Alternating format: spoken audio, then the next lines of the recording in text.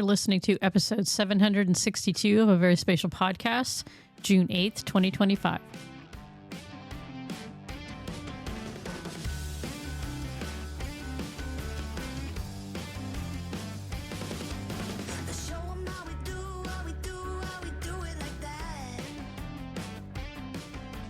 Hello and welcome to a Very Spatial podcast. I'm Jesse. I'm Sue. I'm Barb. And this is Frank. And this week we're going to be talking about some constructed landscapes, maybe. But of course, first we have some news. Starting off with the lawsuits continue and the current administration continues to lose lawsuits. However, whether or not they actually pay attention to whether or not they lost lawsuits is a whole other issue. But in theory, the USDA will be republishing some of their climate change data that had been taken offline. You know, you had the fact that farmers need that information. And so the fact that climate information was considered not useful by the administration, who feels that anything that, I don't know, is true is bad. We're kind of surprised that people actually wanted information about climate for, you know, livelihoods. So, yeah, the thing that a lot of people in at least the United States, I'm sure it's true in other countries too, but a lot of people in the United States fail to recognize is that climate is going to happen whether you like it or not. And it may be a political issue, but also it's inevitable. So being aware of that is critical to the planning, to everything, really. I mean, so, and you can tell this because an awful lot of multinational, multi-billion-dollar companies are paying attention to this data and using it in their planning purposes, even ones that you may be saying on one hand, you're significantly contributing to the climate crisis. But on the other hand, they're doing things to mitigate for the climate crisis. So they even believe it. So yeah, we need this data. What's interesting to me is that, you know, one of the classic examples used to explain how satellite data and GPS works, and I have the poster on my wall, is farm vehicle and agriculture with the satellites up, and it shows like how they're using all this data and analysis and equipment for agriculture. It's just such a classic example because it's a classic use, and it's that way for a reason. continuing with the absurdity of the current administration in the United States, we've been talking for, unfortunately, too long at this point about the update to the spatial referencing systems, the upcoming NSRS 2022, which, did we ever decide if they're changing the name? Did you guys ever talk to anybody about whether they were changing the name? We were supposed to talk to somebody, but then the very thing that we're talking about in the news item kind of obliterated that conversation. So, as you might imagine, with NOAA cuts in general, this was one of the many offices, the National Geodetic Survey, that lost staff during the last, how many ever months it's been now? I can't even keep track of time. 17 years. Yeah. That's what it feels like. It's been 6 months. Hasn't even been 6 months? It's technically 5 months because it's January 20th-ish, 2021. Yeah, so not even, because it's not even June 20th yet. So, So, the thing that we've been waiting for to be able to update all of our data so we have a more responsive, reflexive spatial reference system is kind of on hold again. And this is before that. So it's important to note that it was on hold for a real long time because this was supposed to roll out in 2018 or 2020, somewhere in that time frame. And it didn't roll out for a whole lot of technical and logistical issues. And then, of course, COVID happened and that, threw everything to a little bit of a tailspin. So there were, I'm going to go ahead and say, good reasons for it to go on hold as long as it did. This is 100% money and funding. It's just a political determination is why it's on hold now. So it's no, in my opinion, good reason at all. This is the oldest agency in the United States government, by the way. So it's even silly that for historical reasons, why we would even bother to do this at all. It's just a lack of understanding of what our different agencies do and the different groups do. Because this is such a vital organization. And as the National Society of Professional Surveyors director said, it's kind of like oxygen. You don't know you need it until it's not there. I don't want to fall back on this is another problem with a lack of geoliteracy, but again, it feels like people should know how important the geodetic information is to their daily lives. But as we said in the first news item, let's point out a lot of this is in fluid transition. A lot of this is in change from seemingly hour to hour, certainly day to day. So hopefully this gets restored at some level. Who knows? Okay, so that's those things. And those are just two of many, many, many things that are wrong with our current administration that they're messing up in terms of geospatial, geography, science, culture in general. But there are good things in the world as well. So let's separate from all those things and move on to the fact that the GIS Certification Institute has announced its first class of GISP-E certified professionals. These are not full-fledged GISPs. These are people who are meeting the new criteria for the emerging GIS professional, which means they don't have all the work hours. They do have generally class work hours and those type of things. So they don't have the full point system, but they did do the pre-GISP exam. So they had the inaugural one of those. It was administered to 45 candidates. 41 of those have successfully passed the GISP-E exam and are now GISP-Es. So they are emerging, and this is a one-time thing. You can get the GISP-E, I think it's 3 years, and then after that, of course, hopefully will get you to the point where you have that required number of work hours or time in work that gets you to that full GISP capabilities. Yeah, this is something I think was sorely missing within the GISP. And, the GISP has been around for, how long has it been now? It's surprisingly little time. Let's just put it that way. It's like 15 years, 20 years, something like that. I think it's 20-ish. Yeah. So compared to something like, professional surveyor certification, which have been around since, probably the 1800s, if not the 1700s in the United States, probably before that in other countries. Professional engineer certification has been around for, I have no idea, but I would imagine it's measured more in a 100-year time frame than not. CPA, all these other sort of professional things have been around forever. The GISP is new, and they have been evolving and rolling out features. Is that the right word? Yeah, let's use that word.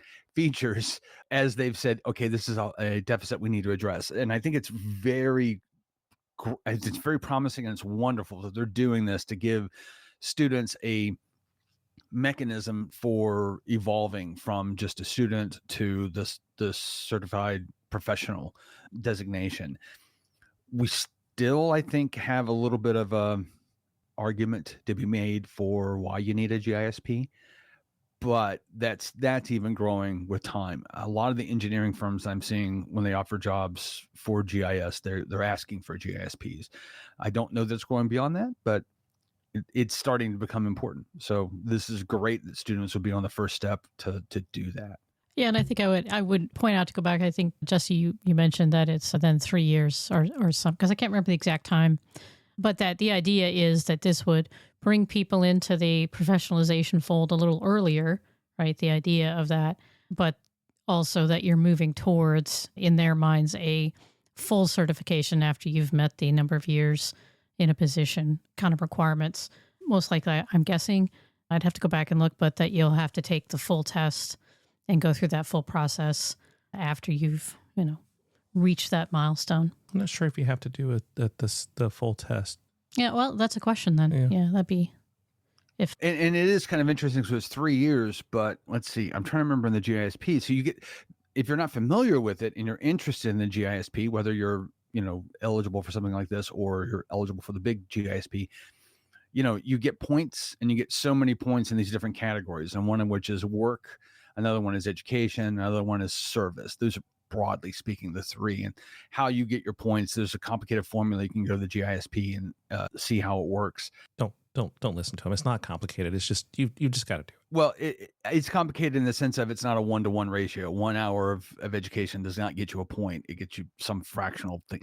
There's a calculator to do it. It's not hard, but the point is that once you get the number of points you need, you don't need any more points. So if you have, let's just say for the sake of argument, 50 points that could be used for education, really once you hit the 4 or 5 or whatever the number is, then everything else after that doesn't matter anymore for documentation purposes. So the tricky bit here is that the number one category I do believe is work experience. So actually working in the field. This was the big impediment for, new people into the GIS world. They didn't have that, accumulated. So this program is critical to help them get jump started in that. And I do have a question of whether or not they have to actually take the test, because I think that the test was, like you said, to get in, and once you're in, you're good. You don't have to do that anymore. So it is a good question. And yet we're not going to sit here and just look it up on the website. We'll leave that for you to do on your own if you're interested. That's what I was Well, wondering. it's a new program, and it wouldn't shock me to find out some of this is a little more evolving as they get experience with it too. So you can find out more at gisci.org. Yeah, I don't know. They're not the only ones who are pushing for this, and I am blanking right now who else is doing it. But I know that at ASPRS there's the capability to do some levels as a student, and there's a couple of other industry adjacent organizations that are doing the same type of thing of finding ways to get people in earlier to help with that professionalization instead of just waiting for them to have all the experience, give them that sense of belonging a little bit earlier, which I think is important. Speaking of which, over in the UK, where you have the Association for Geographic Information, AGI, not to be confused with, I just forgot what AGI stands for the geology people. Oh, well, they have an AGI as well. But they are working on an update to the action plan for GeoSkills. They did a 2023 survey. Yes. It's the American Geosciences Institute. That is correct.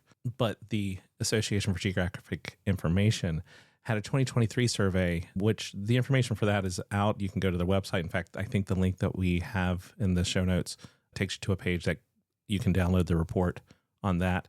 But at the top of that page, you can provide information on basically the next survey. So the action plan for GeoSkills, if you go to the webpage in the show notes and click on that, it'll take you to a Microsoft form. And it's basically a survey of where you would rank various aspects of the geospatial industry in terms of importance. So if you are interested in, helping the Association for Geographic Information, because I can't just say AGI since there's more than one of them, get an idea about where they're going in the future and what they're going to suggest in their second report in 2020 from the 2025 survey, then head over to the webpage, help them out. And that's it for the news.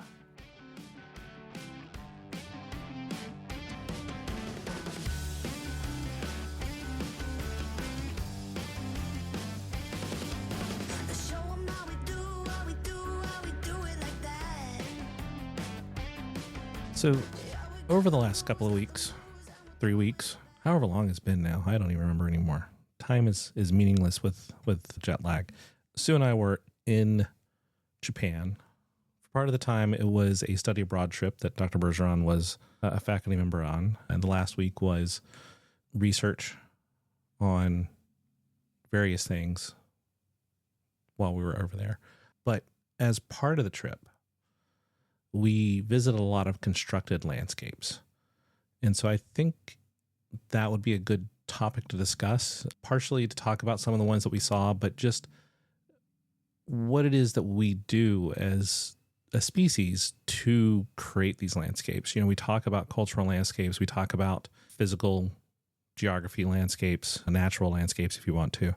But this idea of creating landscapes for a specific purpose to convey a specific idea is kind of covered in, so whenever I taught, I'll go with taught since I probably won't teach it anytime in the near future, cultural geography, this whole McDonaldization, Disneyfication idea of space that is part of cultural geography is very much a thing that we have done to try to generate everything from cultural connection to consumerism to whatever you want to kind of highlight. And so these constructed landscapes, which, are out there in abundance at this point, are, representations of the ways that we want to drive the landscape, I guess is the way of putting it.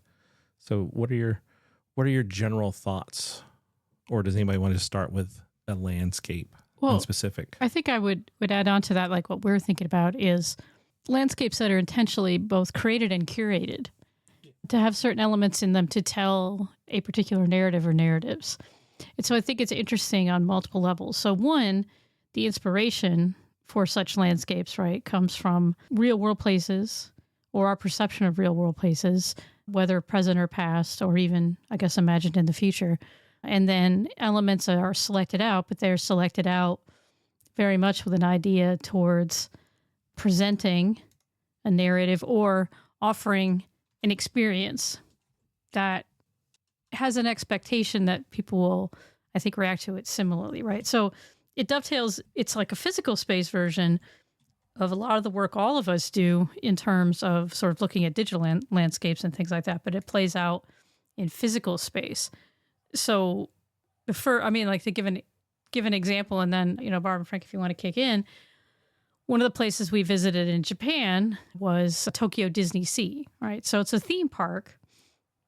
And right now it's the only DisneySea in the world. I believe they're planning one or more in other places, but currently the Tokyo one is the only one.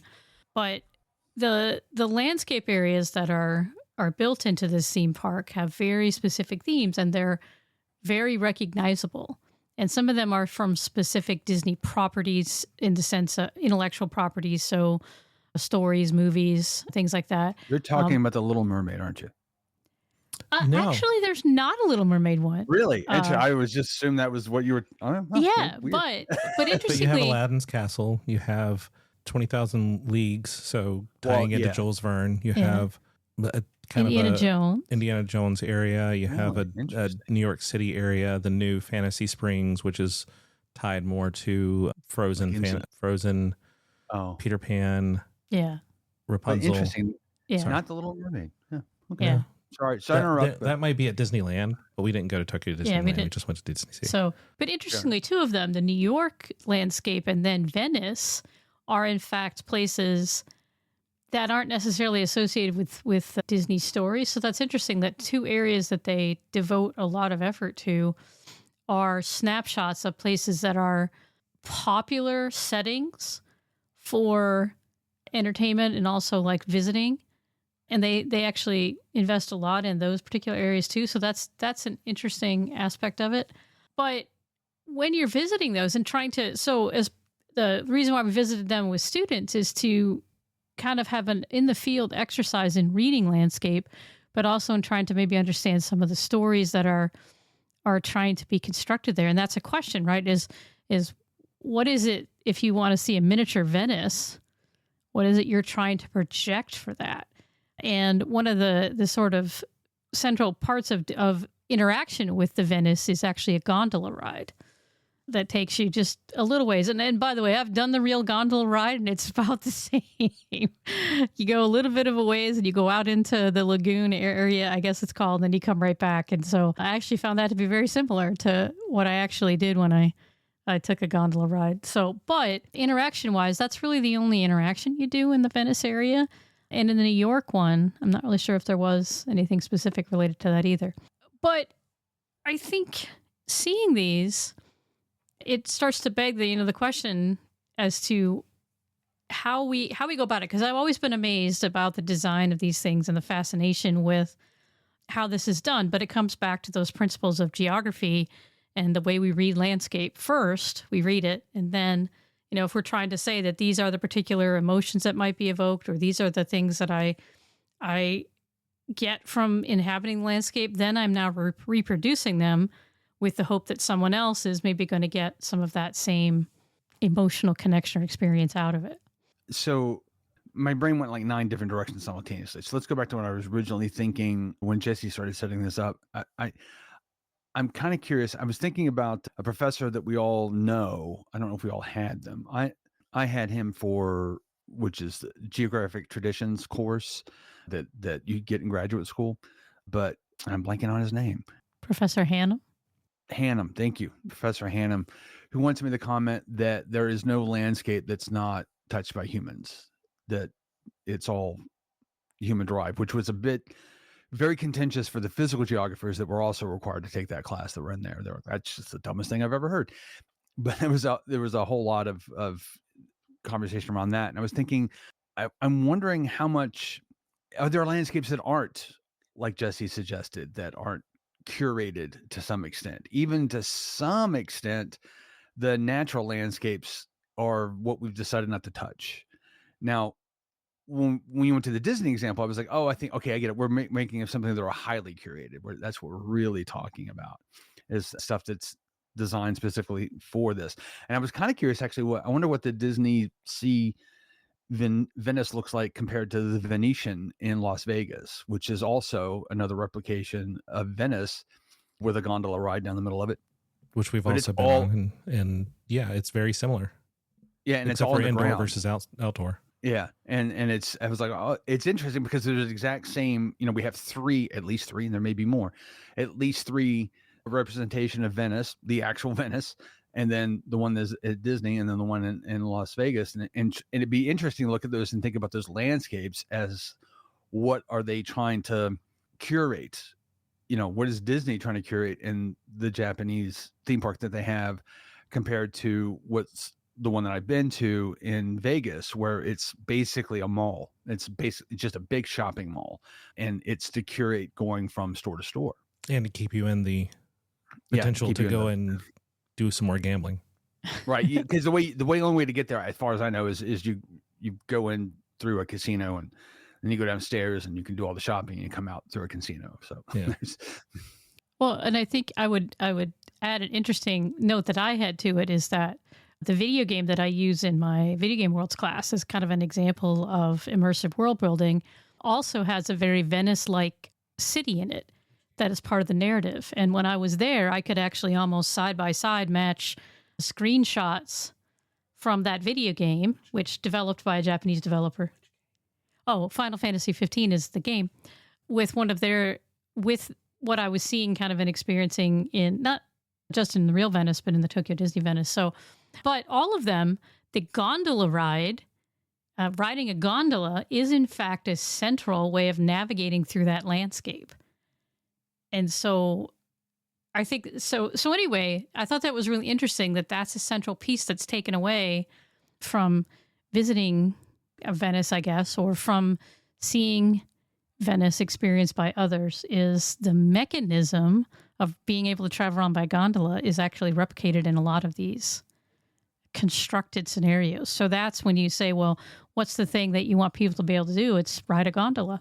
So when you mentioned, the digital geographies, and then I was thinking about Disney, I think of Disney as being highly constructed, but I also think about the fact they're often a leader in the geospatial industry in terms of the types of things they use on the ground to basically create this feeling and to run it. So I wondered, how closely you felt at, DisneySea, if you've been to any of the other Disney properties, that hidden geospatial construction that underlaid everything instead of overlaid everything. Well, I think one of the interesting things about that particular place is that part of the immersion, right? And the Japanese in other theme parks are very much into this, being able to immerse yourself in a fantasy world in a physical space. So there's a number of different parks and places that have this. But interestingly, the construction of DisneySea, so when you first enter it, it is the Venice, and then New York is next to it. But once you move around this lagoon area into those parts of the park that are replicating some of the Disney properties and fantasy types of worlds, it's interesting that it's very difficult to see another one when you're in one, if you know what I mean. So the spatial construction of them is to seem as though each one is its own world.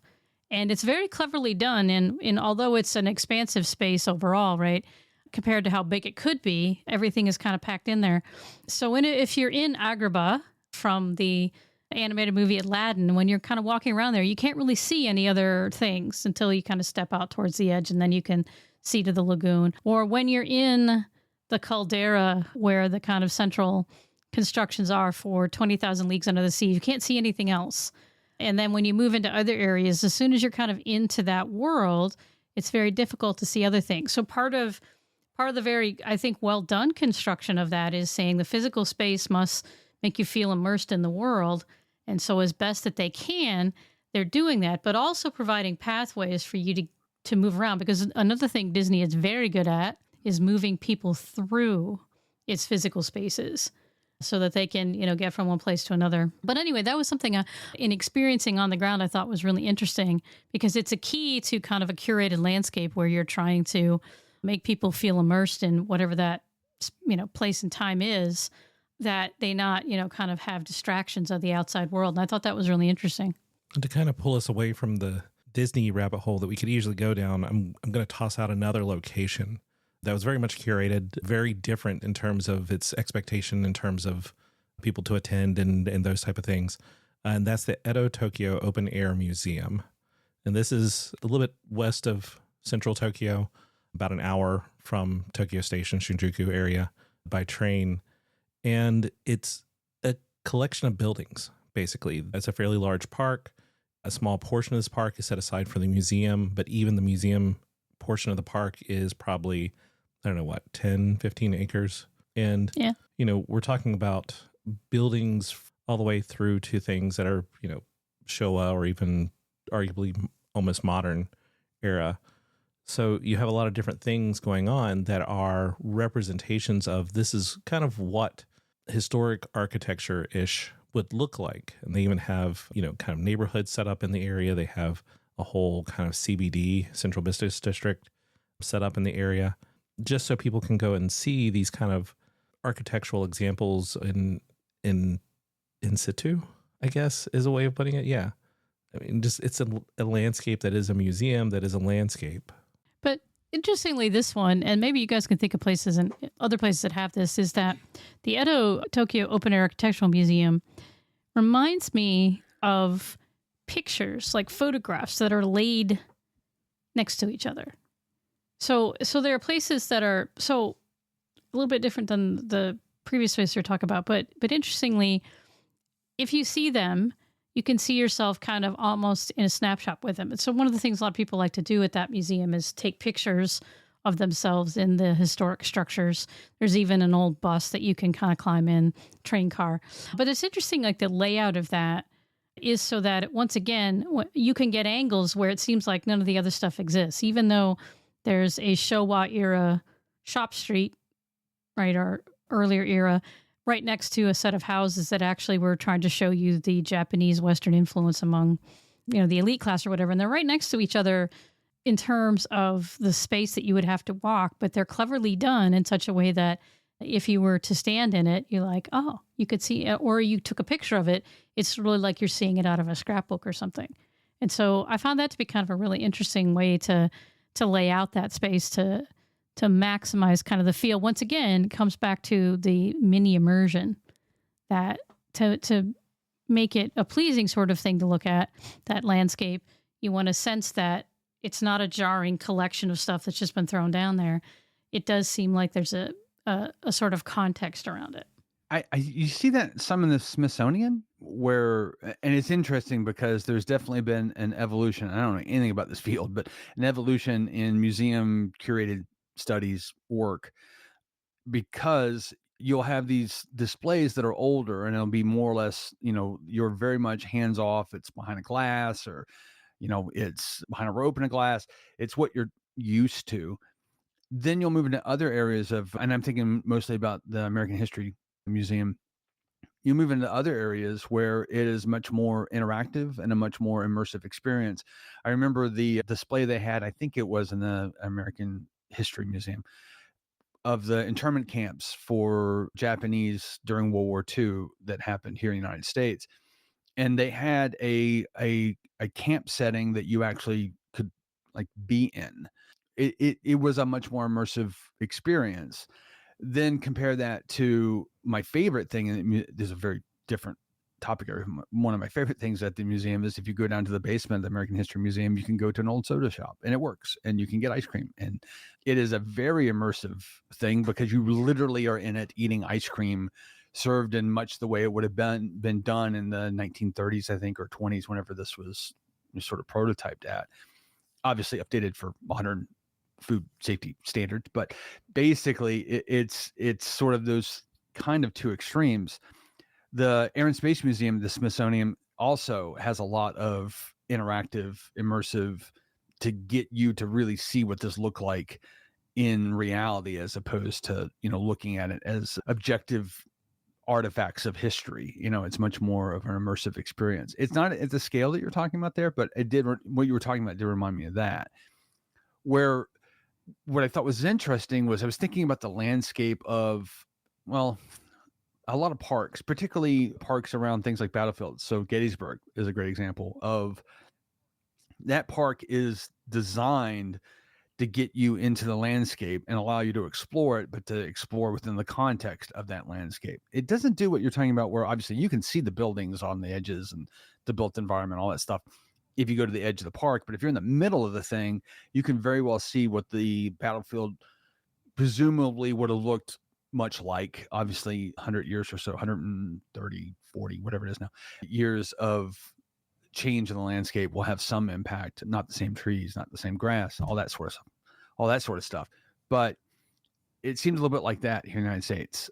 It's interesting that given the sheer volume, breadth, and depth of history that you see in that, England has touched in various forms. I remember when I was in London, going to like the London Museum, you didn't see things like that. It's kind of interesting. They haven't really embraced that sort of approach to thinking about depicting history in this particular case, but depicting a landscape in such a way that you can connect to it at that level. And we do have examples of this in the U.S. If we look at some of the historic properties, large plantations and those type of things. Williamsburg. Yeah, where you have had buildings pulled from somewhere else in the nearby landscape. They weren't originally, where they are now. They were somewhere else. They were just reconstructed or simply moved to these locations so they could be in that historic context. And that's kind of what this museum is. It's not, I think some of the things might have been built there, but many of them were moved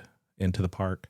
But yeah, just bringing all these things together just gives you that ability to go through this planned museum experience so that you get a little bit of this, a little bit of that as you're going through it. A little bit of curation by necessity, because in order to save those structures, they had to be moved. So the structure in those cases, and I think in others where you have buildings and stuff that have been moved, right, then the building is separated from its original landscape and becomes the object, like an artifact at that point. So it goes into a new situation. And so that's that different idea of, are we preserving the elements in the landscape itself, right? So their context and orientation. And I'll agree, right? I've made a couple of trips to Gettysburg, and one of the things that's difficult in, I think, curating those types of landscapes is that what really was of the importance was an ephemeral, snapshot in time, right? Those 3 days and the aftermath and even some of the prep for it. But those things didn't leave necessarily a lot of physical markers on the landscape that are obvious, right? That can be looked to as self, so people know the names of Little Round Top or something like that. But those elements aren't necessarily in and of themselves the cultural importance, right? Is what happened there. So you have a temporal thing going on. So it's interesting, right? Because there the landscape is not constructed in the same way, although it is. And so when people go to visit it, there's a different challenge in trying to create some immersion as well. Although I will say, as I've maybe said before, is that Gettysburg is where I had my one and only supernatural experience in my lifetime. So there you go. I don't know how to lead on from there. I was going to ask Sue and Jesse if there was anywhere where you saw a totally constructed landscape that was not rooted in reality. And I'm including DisneySea in the rooted in reality just because you mentioned Venice and New York, Well, or Aladdin. I mean, but they're they're variations on reality. They're not reality themselves. Oh, wait, you took it out. In fact, that we did. So another theme park in comparison. So we asked the students to compare my students to compare two theme parks, DisneySea, Tokyo DisneySea, and then another one called Sanrio Puroland. So if you're not familiar, Sanrio is the company that created and owns Hello Kitty. So the Hello Kitty worldwide franchise. And they have a number of theme parks, but one of the ones that they have in Tokyo is called Sanrio Puroland. And it is actually constructed based on the world of Hello Kitty, the characters, and there are physical elements in it, including a giant tree, and then there's a boat that you could take around this magical world. But it not only is something that's completely created and curated to promote Hello Kitty and its characters, but there's also some religious, a potential spiritual symbolism in it as well, related to the Buddhist religion. Specifically Pure Land Buddhism. Yes, specifically Pure Land Buddhism, so hence Puroland. And so that's really interesting because that is, again, a fantasy world that is translated into physical space, and it's very popular and, long lines to go in and do things there. But it's very fascinating to see how Hello Kitty is depicted there's musical events in there. There's a parade that circles the great tree and all kinds of things. So that's an example of a fantasy landscape that actually has some real symbolism and stuff and was very carefully constructed to, present some ideas. I made me think of, again, this is a Disney property because they're the best at doing this, but I think it's being decommissioned because it just was too expensive and nobody really wanted to do it. But the Star Wars hotel Galaxy that Edge. they had made that was supposed to Galaxy's Edge, yeah. Yeah, that they had made to make you feel like you were actually in Star Wars in a real setting. You were really in a spacecraft.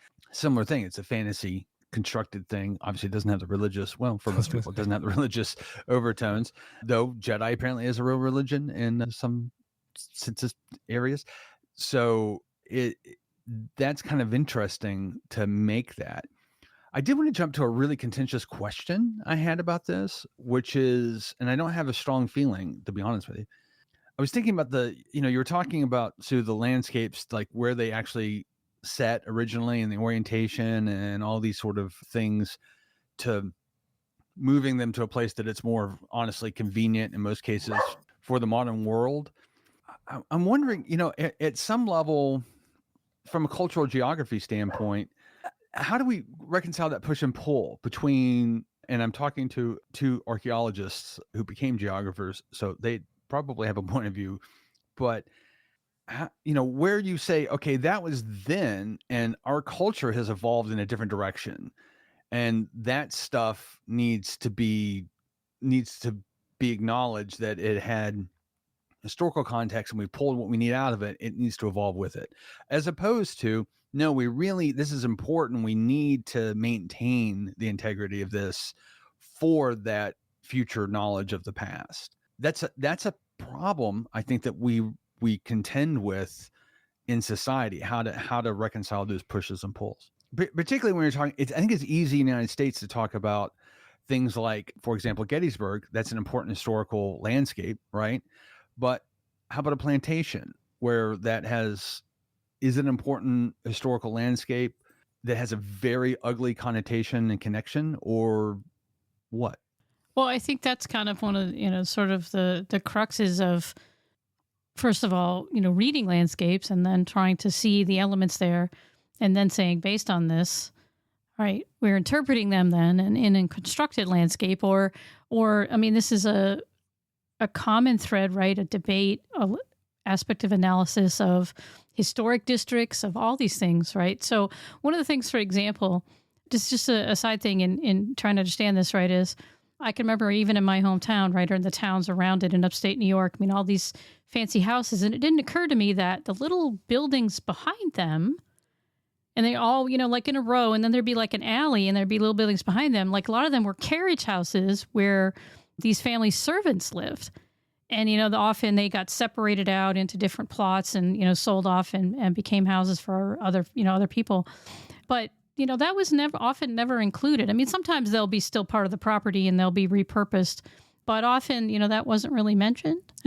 Or I can remember in doing my dissertation study on Morgantown and doing the recreation, right? One of the streets that we looked down from the building we were in at the time, Whitehall, we could literally look out the window down Chestnut Street. And, the character of that, since a lot of those buildings have been torn down, of, very much working class, again, one street over from the main street where there'd been tanneries, which if you know what that is, right, that's where they process animal hides and the smell would be atrocious. That was where immigrant workers lived and all of these things. And there's very little of that landscape left, nor was there much interpretation related to it. And so those are things, right?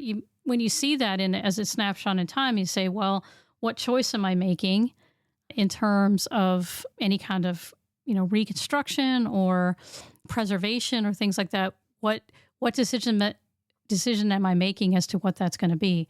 And so, there are a lot of landscapes like that where there's a lot of push and pull, and those who are involved in it will often, bring their worldviews to it.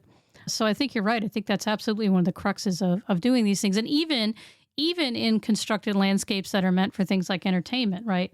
So there are very clear decisions made on what will or won't be represented even there. And it's a multi-temporal thing as well. Whenever we look at these landscapes, we talk about them as a specific landscape, but that same plantation landscape has a modern history. It has, of course, its original plantation aspect, the variations between those two times, and what happened before that. There's likely, if there's a habitation site there historically, there's very likely to be prehistoric materials underneath that. So it's whenever we look at these, we look at them a lot of times as snapshots, but they are part of a very long continuing change in landscape. And I think it's really important because I know in the case of West Virginia, for example, there was a contention for a long time that West Virginia never had any Native Americans living in it, which Hilarious. It's preposterous. But the reality is that because of the landscape and the way that it worked, those things weren't preserved. It wasn't considered a priority once, European settlers moved into the area. It just wasn't relevant. So that's the modern understanding of the landscape pre-settlement, that nobody lived here. It was just open territory. It was not used by Native Americans, which is, demonstrably false now, but that was truth for a very long period of time in our most recent history, in my lifetime, in fact. He did put quotes around the truth in case anybody was wondering. You couldn't see them, but they were very big air quotes around truth. Yeah. But the point being is that Jesse's right. It's an evolving landscape. And the question is when does the snapshot happen? When is, this the critical bit that we go, this is the part we have. It's the same thing as a region, right? It's the person who's doing the study who has to decide what the area, what the landscape, what the temporal context, all of these things are. Why is Venice gondola rides? Well, if we're speaking about these snapshots and the examples you're giving, what was it like to be at the World Expo? Because there's that's the World Expo has a long history of snapshots, and what was the constructed landscape like there? Well, I think it was interesting in that there actually was a architectural theme in that there's a big ring. They call it the Grand Ring. And so one of the things that Japanese culture is known for, Japanese architecture is known for, is their ability to work in wood and not have to use things like nails and stuff. So they wanted to highlight that, or they're very proud of that. And so it's this huge... By Guinness, the largest freestanding wooden structure now. In the shape of a circle to kind of unify the site. And part of it actually goes out into the water. So it unifies also the elements of land and water, right, within this and the natural wood structure. And so there was, in fact, some really conscious thought in that in terms of the site for it. Within that site, a lot of the structures of the country's pavilions or others at pavilions, some of them have external architecture that kind of lends to a theme that they feel is important in their country's culture. So one, I think it was Portugal, had ropes like you'd see on ships rigging on the outside of their building, for example, and some other shapes related to... Cloth. What's that? Using cloth on the using exteriors. cloth, things like that. And within the structures, the experiences that they wanted you to have indicative of their countries were very different. But some of them very strongly highlighted their landscapes. So the Canadian pavilion, which we did get to go in, was an augmented reality experience. And essentially they used the Arctic topography kind of as a backdrop for the AR, and then showed some of the different urban landscapes and other landscapes within Canada's boundaries. So interestingly, they focused on their cultural landscapes and also those landscapes of things like logging. And but used icebergs as the platform for the AR. Exactly. So that was kind of interesting. And others didn't consciously necessarily connect to their environments as much. So the Japan pavilion was more about how they are seeing the future of human needs while sustaining the earth. So that was more their theme. So, and to be fair, the themes were future and sustainability and diversity. Yeah. So each country kind of took that slightly different ways that we went through. But many of them highlighted their unique landscapes, and there were aspects of their cultural landscapes that you saw in the imagery in their booths. And in some of the smaller countries or countries that didn't have as big investment, they were grouped together in larger buildings. And even there, you could see that each country kind of sees its natural and cultural landscape melding, right, as something that's an identifier in some ways. One thing that should be noted in these constructed landscapes, with the exception of not so much in the architectural museum, but in the rest, an important part of the landscape is the queue, the line. Yeah, that's really so that's the thing, important, right? Is that or necessary evil? Just it exists. Yeah. And so whether it's, the designing of where people are going to stand while they're waiting in line in something like rides at DisneySea or Puroland, or, where you're going to stand while you're waiting to get into your pavilion at the Expo, there's a lot of focus on where can people, wait. Yeah. So that's one of the things, right, about the visiting of curated landscapes is a recognition that you are stepping into it from an outside, and there are a lot of people that are going to want to do that. And so the management of people moving to the landscape entrance, moving through it, and then exiting are all pretty planned out. And I guess that's one of the advantages of being a country that's 90-some% urban, like Japan is for the couple of the examples that we gave, right, is they're very adept at moving people. But it is constant motion. So that's an interesting thing too about, right, these types of landscapes is they're not meant for lengthy perusal or contemplation. Now, there are other constructed landscapes in Japan that are like garden spaces, but these spaces are meant, you move through them, you get a small sense of the essence of that landscape, if you will. You have an interactive experience, and then you move on. And it's very much designed to keep you moving, and that's how they manage the number of people. So that's an interesting thing that's become part of the modern theme park that probably goes back to the opening at Disneyland, right? When they didn't anticipate all the crowds that would show up for that first day, but that becomes part of it, right? As part of the experience is it's not a lingering one. So when you're trying to give people the flavor, the immersion, right, it's done in short bursts. And it is like snapshots, vignettes, like newsreels almost, to kind of think of it as a metaphor for some of the stuff, right? Is, can I get this feeling I want to pass to somebody, but can I do it in these short bites? And then they move on. So it's kind of interesting. And that kind of wraps us up because we've gone a long time on this and I don't want to have to edit too much. Yeah, we can come back to talk about construction landscapes because it's not by any means something unique to any place in the world. It's just we were in a place where we were visiting a lot of them for specific purposes. We didn't talk about the fact that the pilgrimage that we've been looking at for a few years now, it has become a constructed landscape, even though it was initially meant to be independent things. It's been constructed. We didn't talk about the fact that, as Sue kind of alluded to, we went to the Shinjuku Gyoen National Gardens, and that's very much a constructed place. We went to the Imperial Palace's gardens as well, another example of constructed place that aren't necessarily meant for the same purposes as a DisneySea or a Puroland, but still are very much things that were planned and are intentional in the landscape. So yeah, these are things we can come back to in the future. So on to the events corner. Go to events. Even if it's not an official conference or something like that, go talk to people. I think we're back to that now. We'll see. Yeah. But you can also do virtual and stuff. you can mix it between virtual and in person too. Yeah. And that works all right. Yeah. Go talk to somebody on Zoom. Us even. If you want to talk to us over the summer, let us know. We can, maybe not me, because I'm terrible at replying to people at this point. But yeah, if you'd like us to, well, since I checked that email, podcast@veryspatial.com would be where you would email if you wanted to talk to us. But I'm not good at that. And if you want to reach us individually, I can be reached at sue@veryspatial.com. I can be reached at barb@veryspatial.com. I can be reached at frank@veryspatial.com. And I'm available at jesse@veryspatial.com. We are just short of a month, or just over a month, from our 20th anniversary. So we have no idea what we're going to do for it.